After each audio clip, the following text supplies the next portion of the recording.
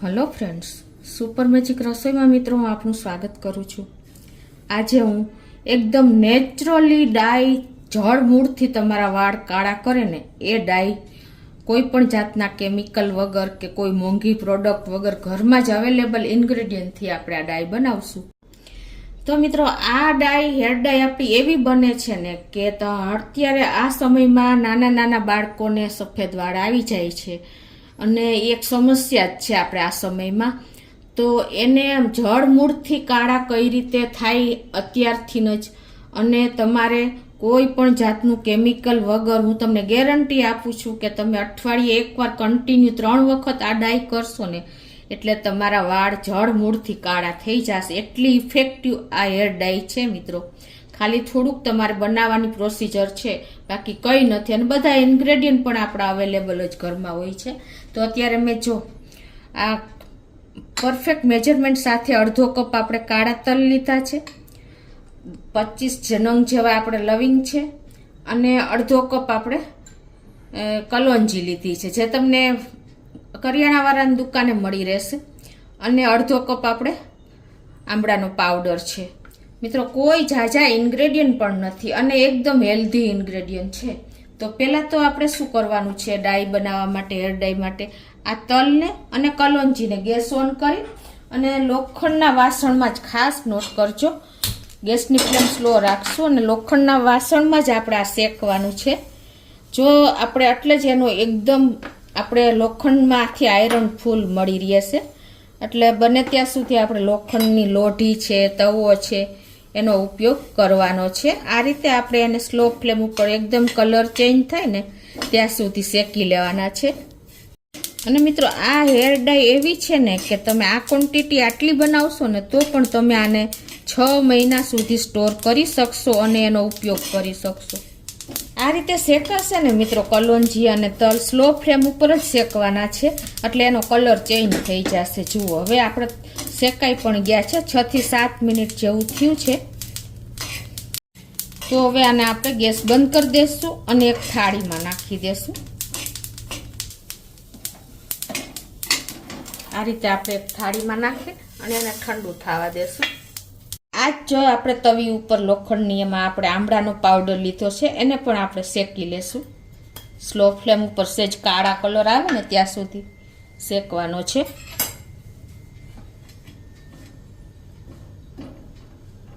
તો આ રીતે જો આપણે આંબળાનો પાવડર પણ શેકાઈ ગયો છે, અને તમારી પાસે પાવડર ન હોય ને તો તમે સૂકા આંબળાનું ખમણ હોય ને એને પણ શેકી શકો છો, સૂકા આંબળાને। તો આ રીતે હવે આને આપણે આ જ પોઝિશનમાં રાખી દેશું। આંબળા પાવડર ઠંડો થાય છે ને ત્યાં આપણે આ 25 નંગ લવિંગ લેવાના છે, એને આપણે મિક્સર જારમાં નાખી દેશું અને એનો પાવડર કરી લેશું। આ રીતે જો આપણે લવિંગને પીસી લીધા છે અને એની સાથે જ આપણે આ તલ અને જે કલોંજી છે ને એ ઠંડી થઈ ગઈ છે એને પીસી લેશું, પાવડર કરી લેશું।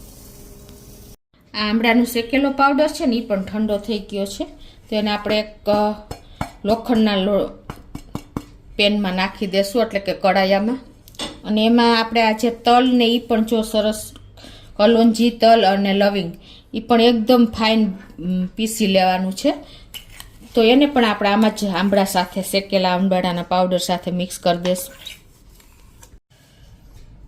તો હવે જો આપણે આ કલોંજી અને આપણે તલનો પાવડર પણ નાખી દીધો છે પીસેલો, અને આ એક આપણે 10 રૂપિયાનું પેકેટ જે કોફી આવે છે ને એને પાવડર નાખી દેશું। કોફી તો મેઇન છે મિત્રો, કેમ કે કોફીના હિસાબે એકદમ સરસ કલર આવે છે। તો એક પેકેટ આપણે નાખી દેશું અને હવે આ બધું આપણે મિક્સ કરી લેશું।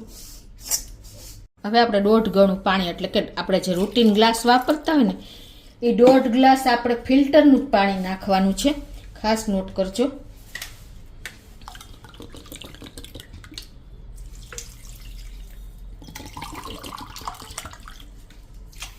અને હવે ગેસની ફ્લેમ આપણે મીડિયમ રાખી અને આને આપણે ઉકાળવાનું છે। થોડુંક જાડું થાય ને ત્યાં સુધી કન્ટિન્યુ આપણે ચલાવીને અને આને ઉકાળી લેવાની છે। એનો કલર જુઓ મિત્રો, નેચરલી આપણી હેર ડાઈ બને છે જે જળ મૂળથી તમને ગેરંટી આપું છું કે આ વાળ કાળા કરશે। તમે કન્ટિન્યુ અઠવાડિયામાં એકવાર નાખશો ને એવા 3 થી 4 અઠવાડિયા તમે જો ટ્રાય કરશો ને તો ધીમે ધીમે તમારા જળ નાના નાના બાળકોના વાળ પણ સફેદ થઈ જાય છે ને એ અટકી જશે. તો જુઓ મિત્રો, આપણે કન્ટિન્યુ ચલાવતા રહ્યા છીએ અને બધું પાણી બળી ગયું છે. તમે જોઈ શકો છો આવું આપણી અત્યારે કન્સિસ્ટન્સી આવી ગઈ છે. આ એકદમ આપણી નેચરલ હેર ડાય તૈયાર થઈ ગઈ છે. તો હવે ગેસ બંધ કરી દઉં છું અને આને આપણે આ બનતા એટલે કે પાણી બાળતા આપણે 10 મિનિટ જેવું થયું છે મીડિયમ ફ્લેમ ઉપર. તો હવે જો એકદમ સરસ આપણે જોઈને એવી હેર ડાય તૈયાર થઈ ગઈ છે. હવે આને આપણે શું કરવાનું છે, આ રીતે આ જ પેનમાં આ રીતે પોળું કરી અને ઢાંકી અને તડકે 4 દિવસ સુધી સુકાવા દેશું. આપણે તડકે મૂકીને અને ઢાંકીને 4 દિવસ સુધી આ રીતે આપણે સુકાવા દેશું. તો 4 થી 5 દિવસ થઈ ગયા છે ને આપણે જે જો ડાય કરી હતી ને એકદમ ડ્રાય થઈ ગઈ છે. આવી રીતે વચ્ચે વચ્ચે હલાવતા રહ્યા હતા અને તડકે આપણે સૂકવી હતી. તો હવે આને આપણે એકદમ પાવડર ફોર્મમાં મિક્સરમાં નાખીને મિક્સર જારમાં અને પીસી લેશું.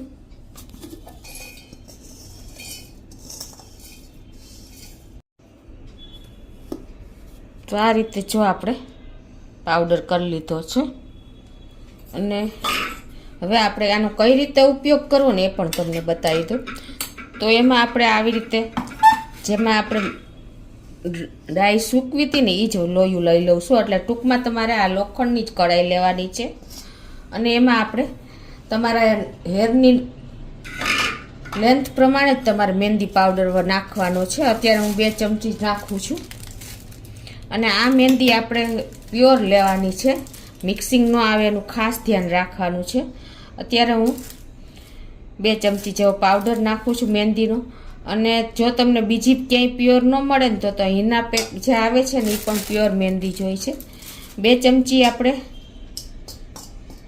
આ મહેંદી પાવડર નાખ્યો છે, એમાં 2 ચમચી આપણે જે આ પાવડર બનાવ્યો ને ડાયનો કલોંજી ને કાળા તલ ને નાખીને બધું એ પણ 2 ચમચી જેટલી મહેંદી ને એટલો જ આપણે પાવડર લેવાનો છે.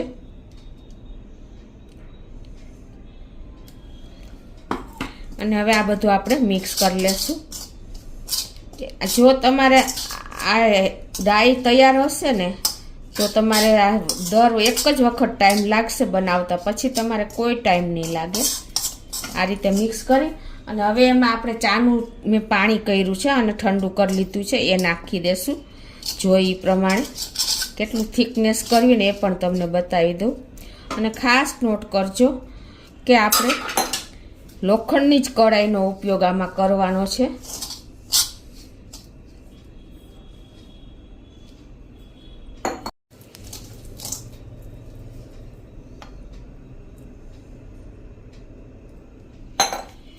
ચા ને પાણીમાં નાખીને અને ફૂલ ઉકાળી લેવાની છે. એનો કલર આવી જાય ને ત્યાં સુધી એ રીતે આપણે પાણી બનાવી અને ઠંડુ કરી પછી આપણે આ મહેંદીમાં મિક્સ કરવાનું છે.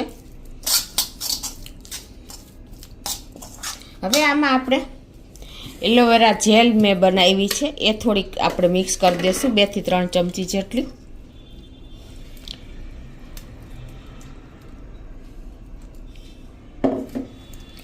અને આ બધું જ આપણે સરસ મિક્સ કરી લેશું.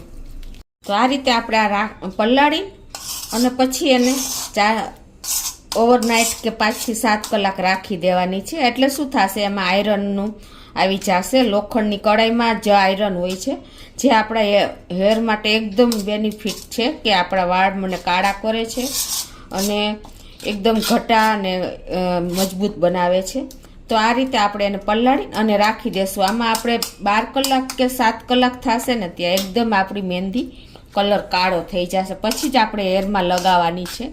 ખાસ નોટ કરજો, જેને વાળ એકદમ ડાય કરીને કલર કરીને રફ થઈ ગયા હશે એને પણ એકદમ સ્મૂધ વાળ થઈ જશે અને એકદમ બ્લેકિશ વાળ થઈ જશે. તમે આટલું થોડુંક ટ્રાય કરશો ને તો તમારે દર વખતે કોઈ પ્રોબ્લેમ નહીં આવે. અને જેને એકદમ વધારે સફેદ વાળ છે ને એને 3 અઠવાડિયા સુધી કન્ટિન્યુ ચાલુ રાખવાની છે. એટલે કે 1 અઠવાડિયામાં 1 વખત લગાવવાની. એવી રીતે તમે 3 અઠવાડિયા લગાવશો ને એટલે એકદમ ધીમે ધીમે તમારા હેરમાં એકદમ બ્લેક કલર બેસતો જશે.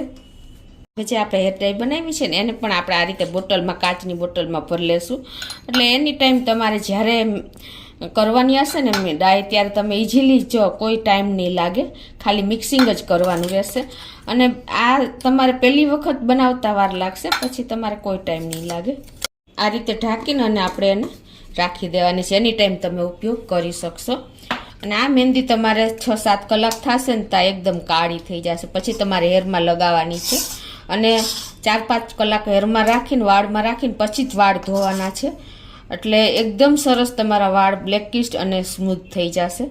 તો મિત્રો, તમને ચોક્કસ આ હેર ડાયનો વિડીયો ગમ્યો હશે. નેચરલી કોઈ પણ જાતના કેમિકલ વગર આપણે આજે આ ઘરે જ હેર ડાય બનાવી છે. તો તમને ગમે તો લાઈક કરજો, શેર કરજો અને સબસ્ક્રાઈબ કરવાનું તો ભૂલતા જ નહીં.